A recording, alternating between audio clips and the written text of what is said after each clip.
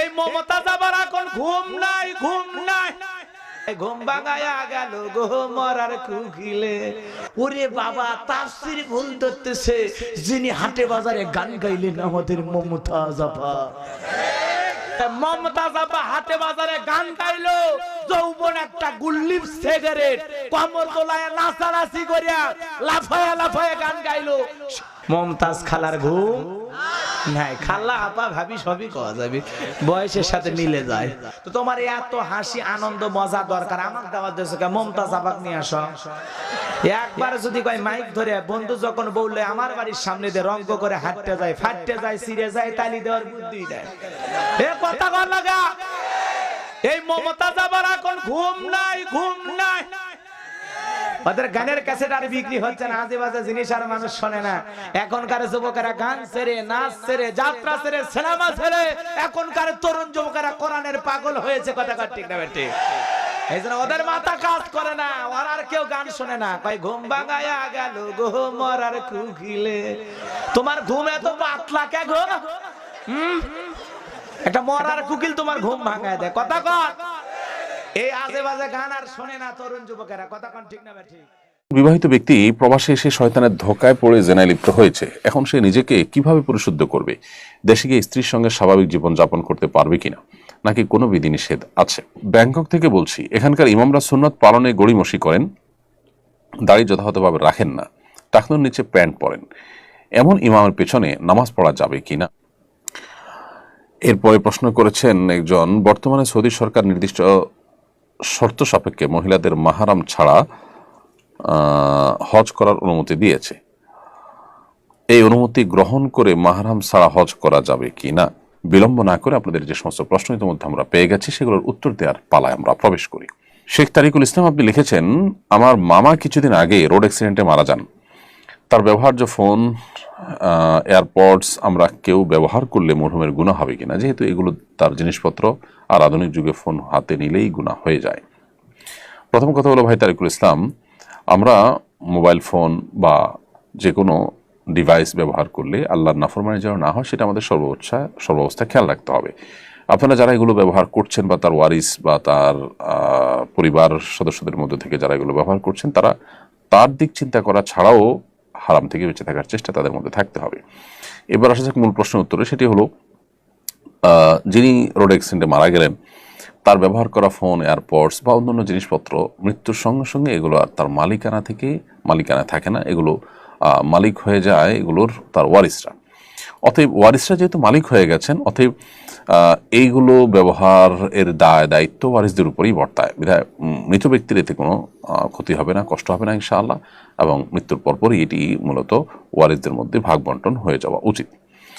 হজ বিষয়ে বিস্তারিত জানতে চাই। হজ কাদের উপর ফরজ, হজের ফজিলত কি, হজ না করার ক্ষতি কি? এক কথায় অনেকগুলো প্রশ্ন আপনি করেছেন দর্শক। এটার উত্তরে আমরা বলতে চাই যে হজ ফরজ হবে সেই সব ব্যক্তিদের উপর যারা মুসলিম এবং সুস্থ মস্তিষ্ক সম্পন্ন, এবং তাদেরকে আল্লাহ তাআলা এ পরিমাণ আর্থিক সচ্ছলতা দিয়েছেন যা দিয়ে হজ করে আসার সময়টা তার পরিবার ভরণ পোষণ দেওয়ার ব্যবস্থা তার থাকে, এবং সেই সাথে হজ করে আসার মতো অ্যাবিলিটি থাকে।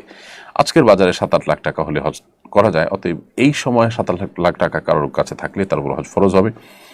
নারী যদি হন কেউ, তাহলে তার কাছে এর ডাবল টাকা লাগবে। কারণ হলো তিনি নিজে যাওয়া এবং তার সাথে একজন মাহরামের যাওয়া আসার খরচ, এটা যদি তার কাছে থাকে তাহলে তার উপর হজ ফরজ হয়ে যাবে। আজ থেকে অনেক বছর আগে, 10-15 বছর আগে 2.5-3 লাখ টাকায় বাংলাদেশ থেকে হজ করা যেত। অতএব তখনকার বাজারে কারোর কাছে ওই টাকা থেকে থাকলে তার উপর হজ ফরজ হয়ে গিয়েছে। অতএব তিনি যদি তখন হজ না করে থাকেন, তাকে পরবর্তীতে যে কোনো সময় হজটা করতে হবে। এছাড়া হজের ফজিলত অপরিসীম। নবী সাল্লাল্লাহু আলাইহি ওয়াসাল্লাম বলেছেন, আল হাজ্জুল মাবরুর লাইসা লাহুল জাযাউ ইল্লাল জান্নাহ। একটি ভালো হজ, যে হজের মধ্যে কোনো অকল্যাণ নেই, যে হজে কোনো পাপাচার নেই, সেরকম একটি হজের বিনিময় জান্নাত ছাড়া আর কিছুই নয়। অন্য হাদিসে আসছে নবী সাল্লাল্লাহু আলাইহি ওয়াসাল্লাম বলেছেন, মান হাজ্জা ওয়া লাম ইয়াফসুক ওয়া লাম ইয়ারফুস রাজাআ কায়াউমি ওয়ালাদাতহু উম্মুহু। যে ব্যক্তি হজ করলো এবং হজ করে কোনো গুনাহের কাজ করলো না, পাপের কাজ করলো না, এবং কোনো নারীঘটিত অপরাধ করলো না, সে ব্যক্তি হজ করে ফিরে আসেন সদ্য ভূমিষ্ঠ হওয়া নবজাতক শিশুর মতো নিষ্পাপত্ব নিয়ে। আর যদি কেউ হজ এর সামর্থ্য রাখেন, এরপর হজ না করেন, নবী সাল্লাল্লাহু আলাইহি ওয়াসাল্লাম তার ব্যাপারে সতর্ক করেছেন যে সে ইহুদি হয়ে কিংবা খ্রিস্টান হয়ে মরুক, তারপরে তার কোনো দায় দায়িত্ব নেই। একজন বিবাহিত ব্যক্তি প্রবাসে এসে শয়তানের ধোঁকায় পড়ে জেনায় লিপ্ত হয়েছে। এখন সে নিজেকে কিভাবে পরিশুদ্ধ করবে? দেশে গিয়ে স্ত্রীর সঙ্গে স্বাভাবিক জীবন যাপন করতে পারবে কিনা, নাকি কোনো বিধিনিষেধ আছে? কেউ যদি প্রবাসে গিয়ে শয়তানের ধোঁকায় পড়ে কোনো প্রকার জেনায় লিপ্ত হয়ে যান, তিনি তওবায়ে নাসুহা করবেন, তার কৃতকর্মের জন্য নিজেকে ভৎসনা করবেন, আত্মশাসন করবেন, তওবায়ে নাসুহা করবেন এবং আল্লাহর কাছে মাপ চেয়ে নিজের পাপ মোচন করার চেষ্টা করবেন।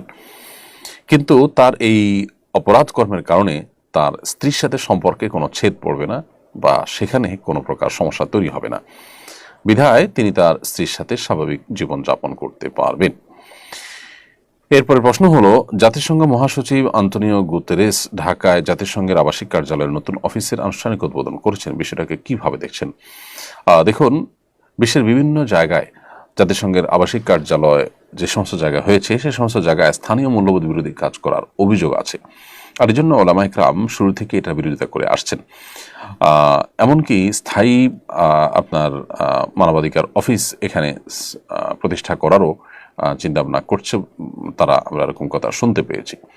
তো এই বিষয়গুলোতে জাতির কাণ্ডারি যারা, তাদের দায়িত্বশীল আচরণ করা দরকার এবং দূরদর্শী পদক্ষেপ তাদের ফেলা দরকার। জাতিসংঘের সঙ্গে অনেক স্বার্থ সংশ্লিষ্ট বিষয় আমাদের যেমন আছে, সেই সাথে আমাদের স্থানীয় মূল্যবোধ এবং আমাদের এদেশে মানুষের কৃষ্টি কালচার এবং তাদের বিশ্বাস, এগুলোর পরিপন্থী কোনো কাজ হওয়ার পথ যেন সুগম না হয়, সেটা সংশ্লিষ্ট মহলের দেখা কিন্তু কর্তব্যের মধ্যে পড়ে। আমরা যদি সময়ের ভাবনা সময়ে করতে না পারি, তাহলে এক সময় হয়তো আমাদেরকে আফসোস করতে হবে, আক্ষেপ করতে হবে। এই জায়গা থেকে আমার মনে হয় যে এই সমস্ত ডিসিশনগুলোর আগে জনগণের সাথে, বিশেষ করে সর্বস্তরের মানুষের সাথে আমাদের প্রচুর পরিমাণ বোঝাপড়া এবং আলাপ আলোচনা হওয়া উচিত। সম্প্রতি বজ্রপাতে বিভিন্ন স্থানে বেশ কিছু মানুষ মারা গেছেন। বজ্রপাতে মৃত্যুকে অনেকেই অশুভ মনে করেন, সত্যি এটা অশুভ কিনা? বজ্রপাতে বেশ কিছু মানুষ একই দিনে মারা গেছেন, আমরা অনেকেই দেখেছি। আল্লাহ রাব্বুল আলামিন তাদের সবাইকে মাগফিরাত নসিব করুন, তাদের সন্তপ্ত পরিবারকে সান্ত্বনা নসিব করুন। বজ্রপাতে কেউ মৃত্যুবরণ করলে সেটা অপয়া মৃত্যু, সেটা খারাপ মৃত্যু বা অশুভ মৃত্যু, এরকমটি মনে করবার কোনো কারণ নেই। এটি বেশিরভাগ ক্ষেত্রেই আমাদের কুসংস্কারচ্ছন্ন বিশ্বাস থেকেই আমরা বলে থাকি। মূলত আকস্মিক মৃত্যু, যে কোনো আকস্মিক মৃত্যু বা হঠাৎ মৃত্যু, এটাকে আমরা অনেকে খারাপ মনে করি। হঠাৎ মৃত্যু বা আকস্মিক মৃত্যু এটা ভালো বা খারাপ কোনোটি এক কথায় বলা যায় না। আসলে এটি নির্ভর করে ব্যক্তির উপরে।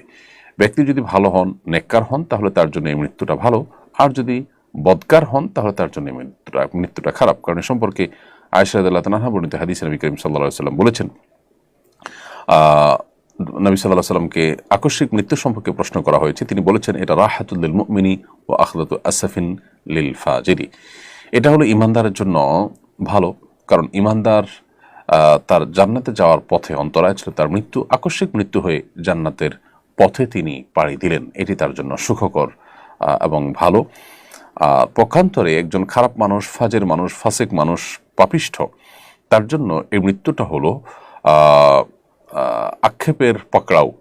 অর্থাৎ হঠাৎ করে তাকে দুনিয়াতে যেটুকু সে ভোগ করছিল সেটুকু তাকে সরিয়ে দেওয়া হলো এবং তার বদামলের কারণে, জাহান্নামী হওয়ার কারণে মৃত্যুর পরপরই সে জাহান্নামের শাস্তির মুখোমুখি হলো। এই জন্য তার জন্য এটি খারাপ। অতএব আকস্মিক মৃত্যু, বজ্রপাতে মৃত্যু হোক বা অন্য কোনোভাবে হোক, এটি ভালো বা খারাপ এক কথায় বলা যায় না।